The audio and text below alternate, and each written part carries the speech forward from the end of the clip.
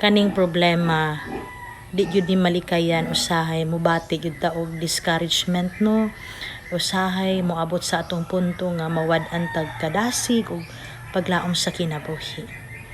Pero luyoni ning tanang pagbatia, di lang jud ta moundang og ampo.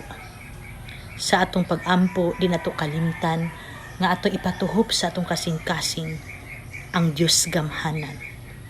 Ibutang sa atong hunahuna, sa atong alimpatakan nga mahimo sa Ginoo ang tanang butang nga dili mahimo natong tao. Munang keep on praying igsuon. Dayon sa imong pag-ampo, likayo lang yun nang magdalita. Kay the more magdalita, madugay na siya.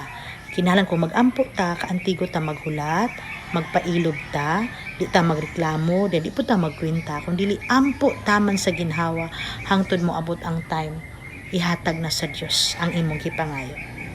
Prayer is the most powerful. Amen?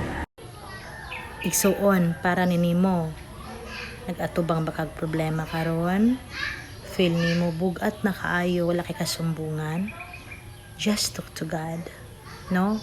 Dayon pangitag mga taong kasaligan nga diin dito nimo sumbungan sa tanan nimong problema para magangaanan ka. Kung ginahan mo iiyak, iiyak lang, kay ang luha mura po na siya cleansing sa atong pagbati. Talk to God diya sa imong kwarto, istoryaha siya. Kana bang dawi ka nga mag-pray, isipa nga tawo siya nga naa sa imong atubangan nga namati. Ibuhos niya ang tanan. Kay ang Ginoo, comfort zone jud 100%. So kung wala ka kasulay pa, sugdi gani igsuon, di ba? Makaingon ka. Ang kaniya akong gipamulong nimo dili jud siya baka.